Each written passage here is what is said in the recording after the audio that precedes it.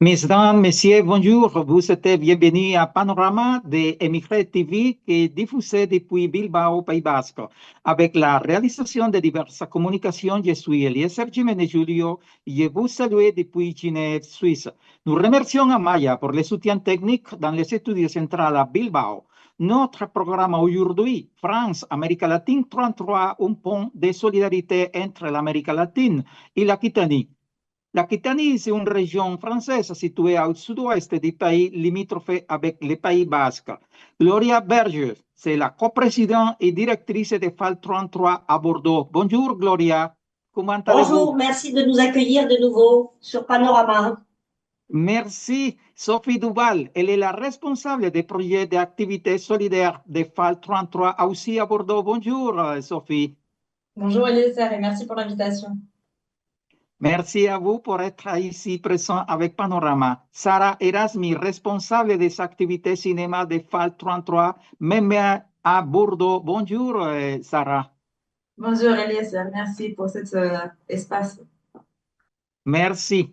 Bon, avant de faire le bilan de l'année 2024, nous aimerons que soit Gloria, Sophie ou Sarah nous parlent qu'est-ce que c'est France, Amérique latine 33, qu'est-ce qu'ils font, et depuis de combien d'années fonctionnent, qu'est-ce qu'ils font pour l'Amérique latine et pour les peuples avec la solidarité. Donc, pour aller vite, France-Amérique latine, c'est une association nationale avec des comités locaux ou régionaux, à peu près une vingtaine. Là, il y en a un petit peu moins en ce moment. Et donc, l'association a été créée en 1970. En Amérique latine, c'était la grande époque des luttes de libération contre des dictatures, contre des régimes autoritaires. Et il y avait Salvador Allende au Chili. Et donc, l'association voit le jour à Paris pour parler et pour faire connaître notre image, pour donner une autre image de l'Amérique latine. À l'époque, l'image qu'on avait de l'Amérique latine, c'était soit une image très misérabiliste, c'était la misère partout en Amérique latine, ou bien très violente, avec des groupes armés, des pays où il y avait des dictatures et des coups d'État tous les 4 matins, etc. Et donc, la fondation de l'association est une fondation politique, je dirais, de solidarité. Politique au sens large du terme, et pour être solidaire et pour faire connaître ce qui se passe en Amérique latine, en France. Et nous, à Bordeaux, on s'est créé en 1981 avec les personnes qui fondent l'association, sont des Français qui sont intéressés par l'Amérique latine, qui sont en général militants. À l'époque, c'était encore la grande époque du militantisme, et des latino-américains qui étaient arrivés dans les années 70 à la suite des dictatures, que ce soit l'Argentine, l'Uruguay, le Chili ou le Brésil. Et donc, c'est créé par des militants et des latino-américains.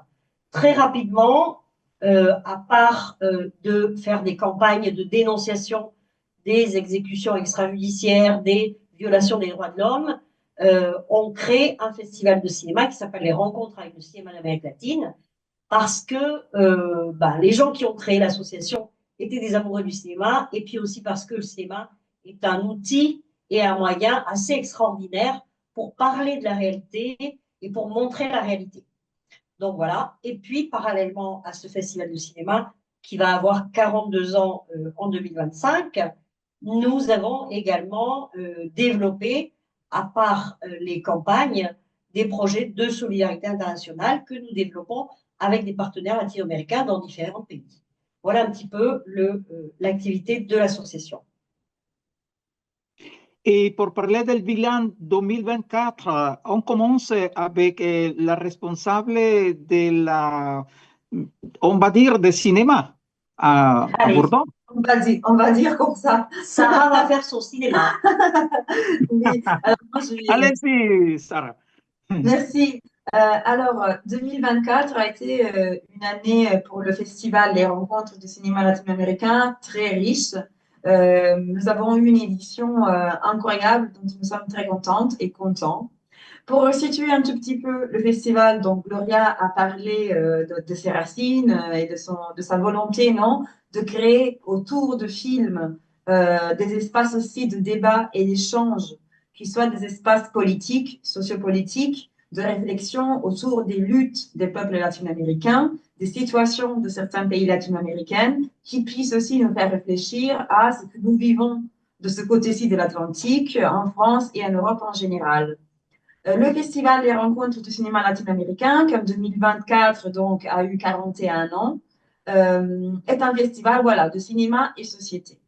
Et chaque année, il propose 3 compétitions de films d'Amérique latine ou sur l'Amérique latine, une compétition pour les films de fiction, une compétition pour les films documentaires et une compétition pour les courts-métrages. En sachant que le monde du court-métrage est un monde aussi très créatif, dans lequel les cinéastes et les réalisateurs et les réalisatrices latino-américaines sont très, très actifs.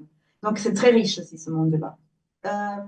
Chaque année, voilà, on propose une compétition de films, mais on propose aussi des films hors compétition dans le but d'explorer à travers le cinéma une thématique qui nous tient à cœur et qui est une thématique militante et engagée.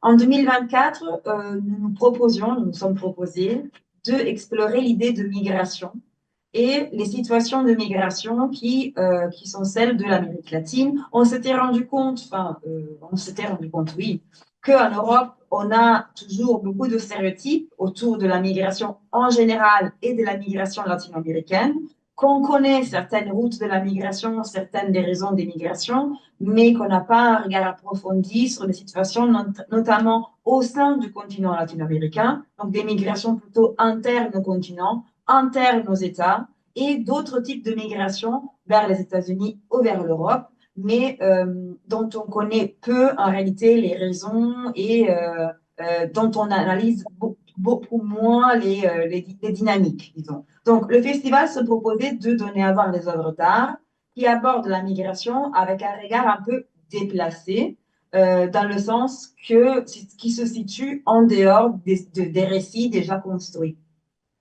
Nous avons proposé donc des projections accompagnées avec les réalisateurs et les réalisatrices des films, mais aussi des tables rondes pour réfléchir à la thématique, à la manière de faire du cinéma depuis la migration et avec les migrations. Et nous avons décidé de faire un focus sur le cas colombien ou sur la Colombie, qui est un pays qui connaît des déplacements internes, des déplacements forcés et de l'exil vers l'extérieur, notamment vers l'Europe ou les États-Unis. Donc, des moments de réflexion et de débat autour d'œuvres d'art qui questionnent le monde latino-américain et qui nous permettent aussi de réfléchir à notre société ici. Le festival a toujours eu presque un volet tout public, donc on organise une semaine de projection dans environ 6 cinémas dans la région. Notre quartier général, disons, est le cinéma Jean Eustache à Pessac, mais en réalité, on anime d'autres projections dans d'autres cinémas pour atteindre un public le plus large possible. Et le festival a aussi un volet scolaire qui est très important. Donc, nous avons un catalogue très, très fourni de films que nous accompagnons en collège, en lycée et en université pour discuter aussi avec les jeunes des problématiques et des situations que nous abordons lors du festival. Pour donner un ordre d'idée, en 2024, environ 4000 élèves de Nouvelle-Aquitaine ont eu accès à des films indépendants et engagés d'Amérique latine. Et ça a été des rencontres stupéfiantes avec les jeunes et entre les réalisateurs invités et les jeunes. Donc, on a eu l'année dernière environ une vingtaine d'invités sur le festival, dont la plupart en provenance d'Amérique latine, qui ont donné voilà, toute la vie et tout l'intérêt aussi au débat avec les films et entre les films, hein, parce que les rencontres de cinéma latino-américain qui ont lieu en France sont aussi un moment de rencontre pour les cinéastes latino-américains invités qui passent une semaine ensemble ici à Bordeaux et qui souvent tissent des liens entre eux. Il y a des idées de films qui naissent pendant les rencontres. Donc, c'est vraiment l'idée de rencontre, pas seulement de rencontres avec des films, mais c'est aussi des rencontres entre des êtres humains qui se posent un peu les mêmes questions. Donc, voilà un peu pour le bilan 2024 des rencontres du cinéma latino-américain. Sarah, las personas que son realizadores, realizatrices, directeurs, directrices de cinéma, que voulaient venir participer dans le festival de cinéma à Bordeaux, qu'est-ce qu'ils font faire? Merci pour me rappeler que c'est important de dire. Bien sûr, le festival fonctionne avec un appel à films qui est ouvert à tout le monde et qui est gratuit. Ce n'est pas le cas pour tous les festivals. Donc, l'appel à films pour les éditions s'ouvre en juillet de l'année précédente, le festival, et se clôt pour le long métrage le 15 novembre et pour les courts métrages le 15 octobre. Donc, on peut aller sur le site du festival, lesrencontreslatino.org, et télécharger une fiche d'inscription qu'après on nous renvoie par mail, avec laquelle on peut s'inscrire au festival. On peut inscrire un film, long, court, documentaire ou fiction au festival. Donc, de juillet à novembre, c'est l'appel à films. Cette année, pour l'édition 2025, on a reçu environ 400 films, toutes catégories confondues, pour faire partie du festival. Donc, c'est très, très riche et nous en sommes très contentes. Il y a aussi l'opportunité pour certains réalisateurs ou cinéastes latino-américains de faire partie de notre jury, parce que nous avons aussi un jury professionnel que nous mettons en place pour le festival. Et on veille à que ce jury soit composé d'au moins la moitié d'artistes ou de penseurs de cinéma latino-américains, ou d'ailleurs de sociologues ou de chercheurs latino-américains. Donc, il y a aussi ça comme espace disponible. Et bien sûr, nous ouvrons un appel à bénévoles spécifique pour le festival, puisque voilà, un festival qui est un grand événement concentré sur une courte période de temps a besoin de beaucoup de monde pour le faire fonctionner. Donc ça, c'est aussi une manière de rencontrer les équipes et les artistes qui viennent, que d'être bénévoles pour le festival, par exemple. Bon, merci Sara. On va revenir après pour continuer à parler de cinéma à Bordeaux. Gloria ou Sophie, pour le bilan de las activités, qu'est-ce que vous préférez, parler de las activités de projets solidaires ou de las activités générales? Alors, partons des activités de projets solidaires, de projets de solidarité en Amérique latine. 2024 a été assez riche. On a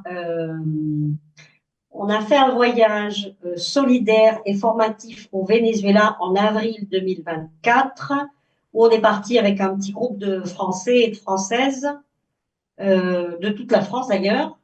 On est allé sur un projet qu'on a au Venezuela dans une partie qui s'appelle Los Valles del Tuy, qui est un espèce de grand jardin pas très loin de Caracas, à 1h30, où on produit énormément de cultures maraîchères et aussi des bananes, tout ce qui est moussaceas, tout ce qui est banane.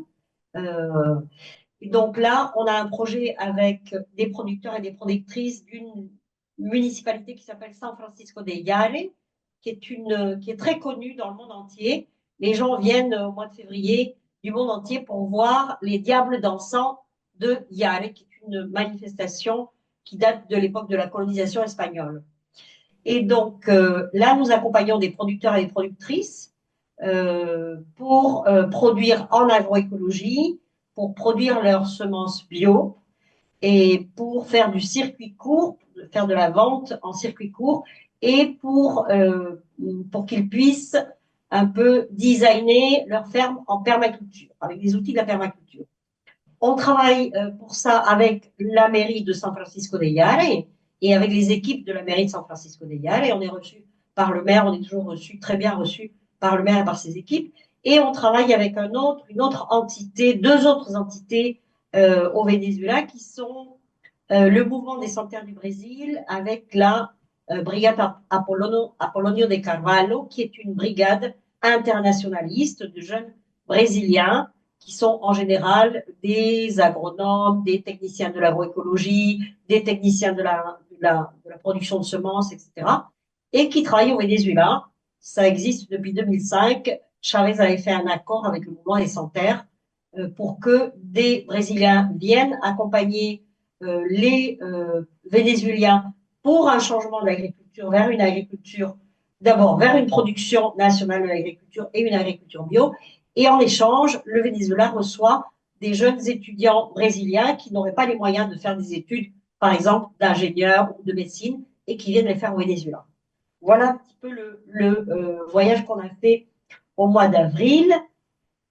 Après une semaine passée à San Francisco de Yare, où on a fait des ateliers, de la théorie, etc., on est allé faire un petit peu de tourisme, entre guillemets, social, solidaire et politique. On a rencontré des communes et on a terminé le voyage avec une grande rencontre qu'il y avait à Caracas, organisée par l'Institut Simon Bolivar, autour de comment construire un avenir social et solidaire dans le monde. Donc, il y avait des personnalités du monde entier, des militants et des hommes politiques du monde entier qui étaient là. Et donc, on a pu participer à cette rencontre. Ensuite, ça c'était au mois d'avril. Au mois de mai, nous avons reçu notre partenaire cubain. On travaille à Cuba depuis 2010. On a des projets à Cuba depuis 2010.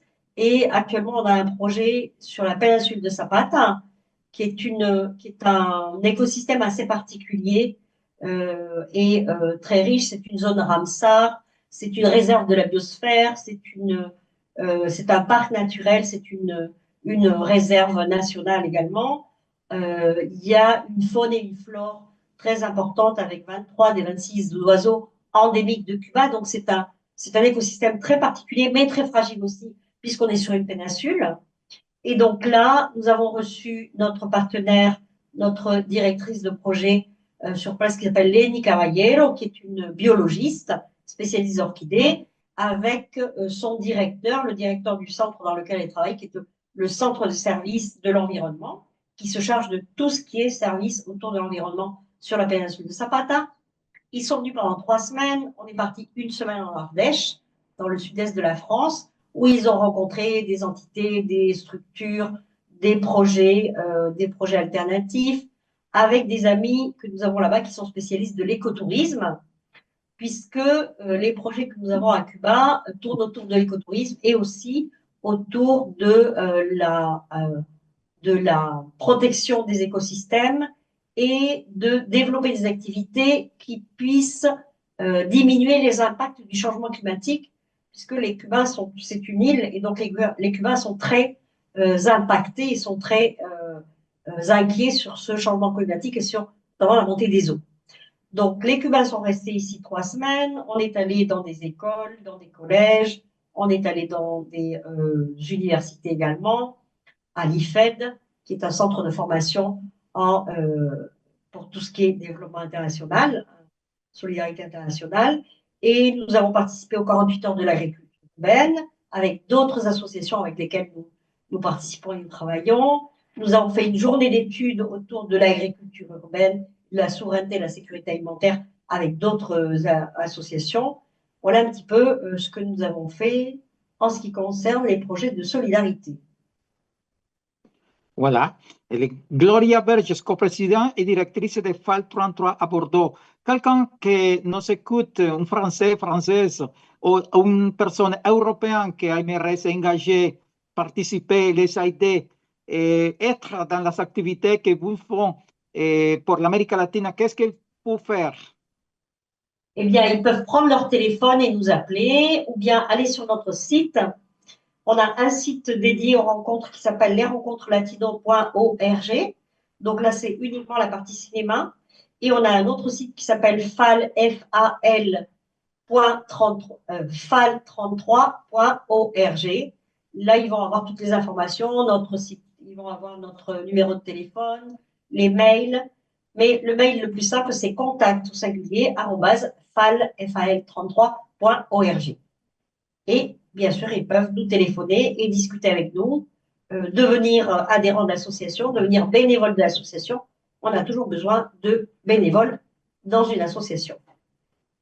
Oui, bien sûr, pour donner un coup de main pour la FAL 33.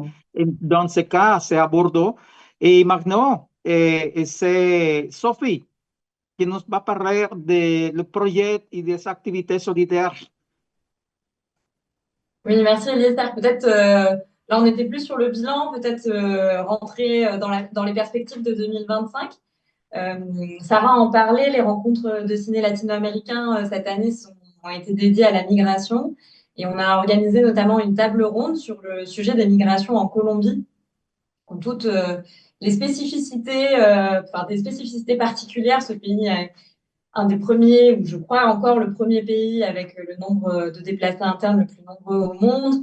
Mais on a énormément aussi de personnes qui sont exilées surtout dans les pays voisins, mais aussi aux États-Unis, aussi en Europe depuis de nombreuses années ou un peu plus récemment en fonction des situations. Et donc, ça nous semblait intéressant de continuer les discussions qui avaient été initiées durant les rencontres du ciné latino-américain pour dédier des journées d'études à cette question de la migration en Colombie. Donc, on va dédier 2 jours, le 14 et le 15 février prochain, à Bordeaux, dans le centre de Bordeaux, dans une salle, où on va convier des associations, des chercheurs, des chercheuses qui travaillent sur cette thématique de la migration colombienne pour les mettre en perspective à la fois avec les migrations latino-américaines, mais aussi les migrations européennes et surtout les politiques migratoires. En fait, c'est ça qui nous intéresse davantage. Donc, l'idée, c'est de faire dialoguer des associations latino-américaines ou des chercheurs et chercheuses latino-américaines avec des associations plus locales, bordelaises, françaises, qui s'intéressent à ces questions migratoires, mais qui ont peut-être un petit peu moins de connaissances sur les dynamiques des migrations latino-américaines et en particulier des migrations colombiennes. Donc, on va proposer des ateliers, des débats, voilà. Il y aura aussi des projections. On espère avoir aussi une exposition de photos qui sera intéressante pour illustrer la question de ces migrations colombiennes. Et donc, voilà, peut-être en mettant aussi un point d'honneur à mettre le focus sur le rôle politique aussi que peuvent jouer les exilés latino-américains et en particulier les exilés colombiens dans la politique nationale en Colombie, dans tout le processus de paix et notamment la commission de la vérité, mais aussi aujourd'hui leur rôle politique au sein même des pays européens, puisqu'on va peut-être davantage parler de la politique européenne et de la politique française. Donc ça, c'est un premier événement qu'on espère, voilà, où il y aura énormément de personnes et énormément de mobilisation. Et il y a un autre événement de mobilisation dans lequel on va s'impliquer en 2025, qui est l'Université d'été des mouvements sociaux et solidaires, qui aura lieu fin août 2025 à Bordeaux. C'est un événement qui est créé depuis quelques années déjà, tous les 2 ans en France, par 2 associations. Le CRIT, qui est un réseau d'associations qui s'engagent sur les questions de solidarité internationale, et par ATTAC, une association française qui lutte pour la question de la justice économique contre l'évasion fiscale. Elle s'est beaucoup fait connaître sur l'idée d'une création d'une taxe sur les transactions financières. Donc voilà, ces 2 organisations s'organisent au niveau national pour organiser ces universités d'été qui vont faire le pont entre les solidarités internationales et les solidarités nationales et qui se veut être un événement d'échange entre des militants et militantes de toute la France, mais on espère aussi un petit peu plus largement parce qu'on aimerait, nous, faire en sorte qu'il y ait notamment des personnes latino-américaines qui soient présentes. Et on voudrait, à l'occasion de ces journées-là, proposer des ateliers spécifiques sur justement les mobilisations des exilés latino-américains et le rôle politique que ces personnes jouent aujourd'hui dans nos pays. Voilà. Et pour dire plus largement, les universités d'été, ça va être 5 jours du coup d'échanges, de formation, de construction commune d'ateliers et d'agenda militants pour toutes les 2 années à venir. Donc, nous, on sera impliqués aussi dans l'organisation de cet événement-là, dans la programmation, parce qu'il y a énormément de choses qui vont pouvoir être proposées. Et donc, on espère, pareil, que ce sera un événement très chouette dans lequel beaucoup de personnes vont pouvoir s'impliquer. Et au-delà de ça, pour 2025, on aimerait aussi organiser tout un cycle de conférences, d'ateliers, de débats autour des questions géopolitiques latino-américaines. En partant un petit peu du principe, du postulat qu'aujourd'hui, face aux nombreuses crises qui se déroulent en Europe particulièrement, mais dans tout le monde, on a besoin d'avoir des initiatives un petit peu inspirantes qui nous donnent de l'espoir et qu'on pense que l'Amérique latine est un laboratoire assez intéressant de plein d'initiatives qui pourraient inspirer l'Europe et la France en particulier. Et donc, on a pensé à un certain nombre de sujets sur lesquels nos bénévoles aussi souhaitent s'impliquer. Donc, il y a un sujet très, très d'actualité qui est le traité entre l'Union européenne et le Mercosur. On aimerait peut-être élargir ça à une conférence qui aborderait la question des traités de libre-échange et mettre ça en perspective avec des alternatives plus solidaires qui existent déjà entre l'Europe et l'Amérique latine. On aimerait parler des questions agricoles aussi, en mettant en perspective peut-être des initiatives comme la préservation des semences paysannes indigènes qui existent dans différents pays comme le Pérou, comme le Venezuela. On aimerait aussi parler de crise démocratique en Europe et en France et de le mettre en perspective avec l'expérience des comunas au Venezuela dont parlait Gloria juste avant.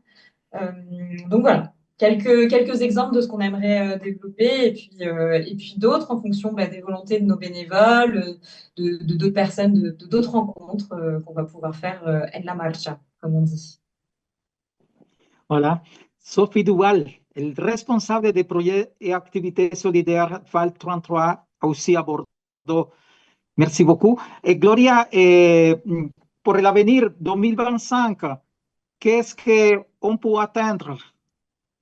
Alors, qu'est-ce qu'on a dans notre escarcelle?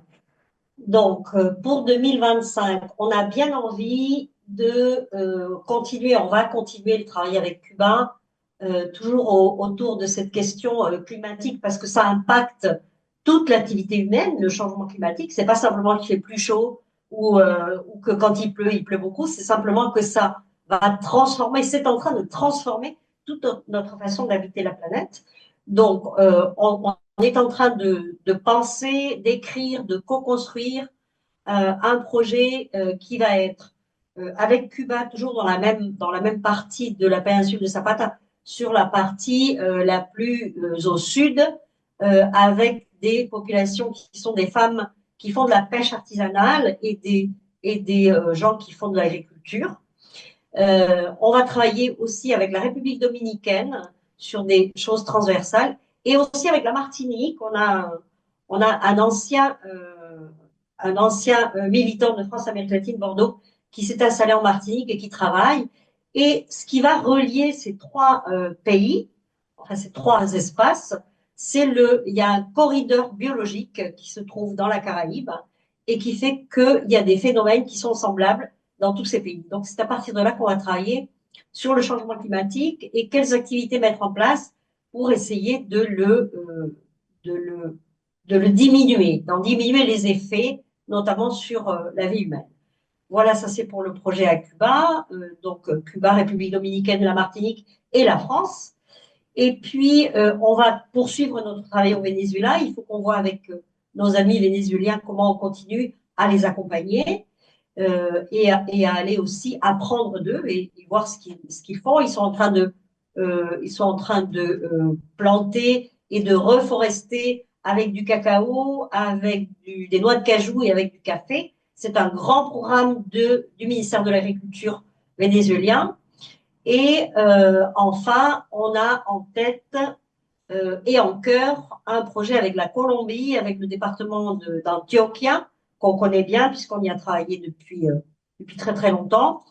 Et on a envie de travailler avec l'université d'Antioquia, qui est une université un peu particulière, où chaque formation doit suivre un projet de développement, que ce soit avec des paysans, que ce soit avec des femmes, que ce soit avec des quartiers, etc. Et donc, nous, on a envie de faire un projet avec eux. Tout ça, ça va se construire avec eux autour d'une thématique de femmes et territoire. Voilà un petit peu. Et puis, on va participer à la Semaine de l'Amérique latine, on va participer à des activités annuelles que l'on a tous les ans. Et peut-être, alors, voyage solidaire, on fait toujours des voyages solidaires sur nos projets, donc sans doute qu'il y aura un voyage à Cuba. On n'a pas encore défini les choses, mais sans doute qu'on ira à Cuba travailler avec eux, ou en République dominicaine, ou en Martinique. Ça va se construire, elle va marcher, comme disait tout à l'heure Sophie.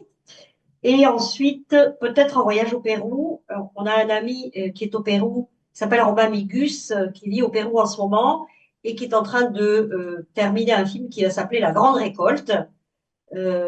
Et donc, on envisage l'idée d'aller au Pérou pour rencontrer les communautés et voir un petit peu ce qui se passe dans ce pays.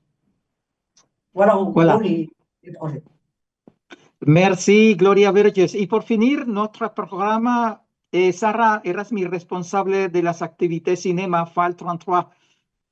Qu'est-ce que nous attend en 2025? Alors oui, je disais tout à l'heure que nous avons reçu environ 400 films, toutes catégories confondues pour l'édition de 2025 des rencontres du cinéma latino-américain. Donc, il faut s'attendre à une édition très, très riche. Le festival va avoir lieu du 19 mars au 25 mars pour le volet tout public. Et Gloria avait proposé, et puis l'idée a été entérinée par notre commission cinéma, la possibilité de travailler sur un concept bien latino-américain qui est celui de Buen Vivir. Et on s'est questionné sur comment traduire cette expression en français et il leur a proposé de traduire avec vivre en harmonie.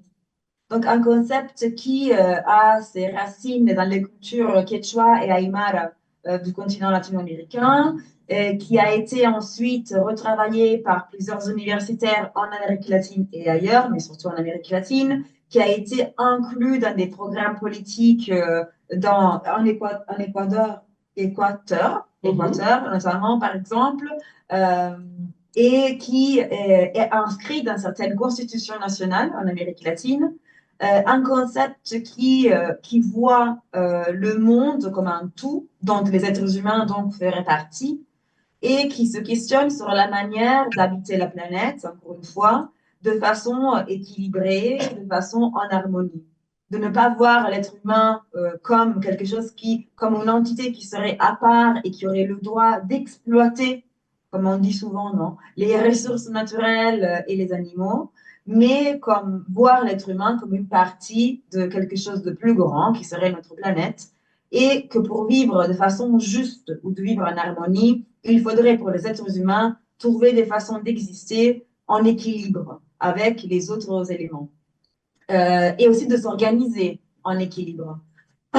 Donc, l'idée était celle de proposer une programmation de films courts, longs et documentaires qui explorent à la fois les luttes, surtout des peuples autochtones, des peuples indigènes, pour garder l'idée qui est derrière celle de Buen Vivir, et notamment en opposition à certains méga-projets extractivistes qu'on connaît et qui existent en Amérique latine, à la fois des projets d'extraction minière ou de déforestation.